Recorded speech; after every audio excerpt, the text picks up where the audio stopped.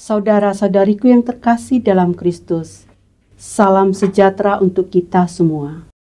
Saya Suster Adriana YMY akan membawakan renungan singkat dengan tema 3 pilar utama masa Prapaskah. Mari kita awali renungan singkat ini dengan doa pembukaan. Dalam nama Bapa dan Putra dan Roh Kudus. Amin.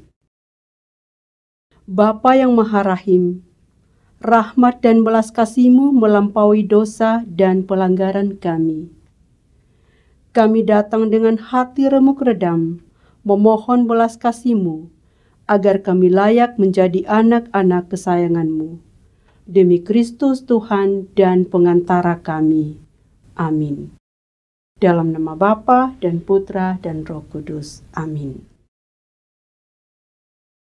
Tema renungan kita hari ini adalah 3 pilar utama masa Prapaskah. Pilar pertama adalah doa.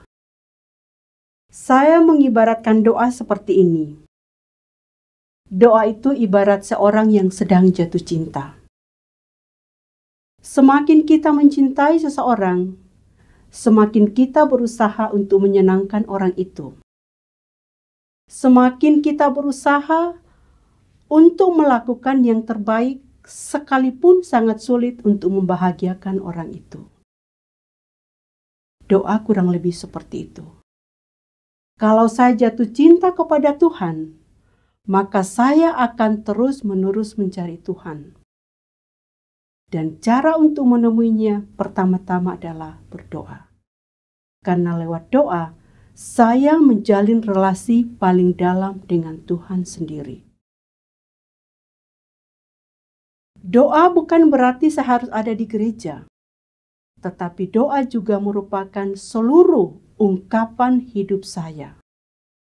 Ungkapan hidup kita masing-masing, ungkapan pemberian diri kita kepada Allah. Pada waktu kita melakukan pekerjaan, kita bisa berdoa. Karena kita mempersembahkan seluruh hidup kita untuk menjadi persembahan yang paling indah untuk Tuhan. Maka pada masa Prapaskah ini, biasa dikenal dengan masa retret agung. Kita mendapat kesempatan 40 hari untuk memperdalam relasi pribadi dengan Tuhan sendiri. Dan tentu itu dengan doa. Puncak doa kita adalah Ekaristi. Karena lewat Ekaristi, kita sungguh-sungguh bersatu dengan Allah. Allah di dalam kita dan kita di dalam Allah. Setelah doa, kita mengenal yang namanya mati raga. Ini adalah pilar yang kedua. Mati raga atau kita kenal dengan pantang dan puasa. Relasi yang dalam dengan Allah tentu menuntut dari kita untuk pengendalian diri. Dan itu yang disebut dengan mati raga. Mati raga ini berbeda untuk setiap orang. Karena tentu kita yang paling mengenal diri kita sendiri. Apa yang perlu saya matikan di dalam diri saya?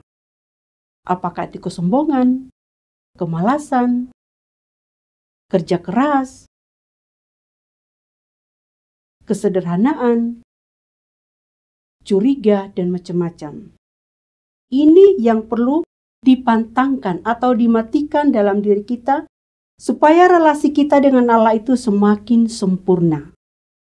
Maka, saudara-saudariku yang terkasih, mari di dalam masa Prapaskah ini kita masing-masing mengenali apa yang harus kita matikan dalam diri kita masing-masing. Yang ketiga adalah berbagi.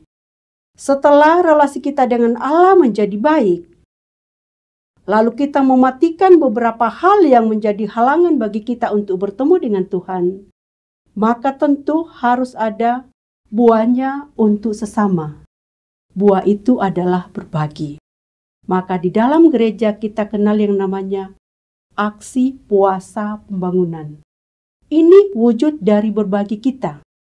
Pertobatan kita harus dinikmati oleh orang-orang yang ada di sekitar kita. Maka berbagi ini bukan hanya dalam bentuk materi, uang, tetapi kita juga bisa membagikan talenta, keahlian, gagasan, pikiran, tenaga, atau apapun yang kita punya, yang kita miliki untuk bisa dinikmati oleh orang-orang yang ada di sekitar kita, khususnya yang miskin, yang lemah, yang tertindas, atau yang terabaikan. Doa, mati raga, berbagi menjadi bagian dari hidup kita sebagai orang Katolik. Saudaraku yang terkasih dalam Kristus, demikian renungan singkat yang saya dapat bagikan. Semoga masa Prapaskah ini sungguh-sungguh bermakna bagi kita, sehingga hidup kita menjadi berkat bagi Tuhan, menjadi kemuliaan baginya, dan tentu menjadi kebahagiaan dan sukacita bagi orang-orang yang hidup bersama kita. Amin. Mari kita tutup renungan ini dengan doa penutup. Bapa, Engkau selalu menyambut kami dengan tangan terbuka, tanpa pernah mengadili dan menghakimi kami. Tumbuhkanlah dalam diri kami tobat dan sesal atas segala dosa dan kerapuhan kami. Semoga hidup kami menjadi pujian bagi nama-Mu dan menjadi berkat bagi sesama. Demi Kristus Tuhan dan pengantara kami. Amin.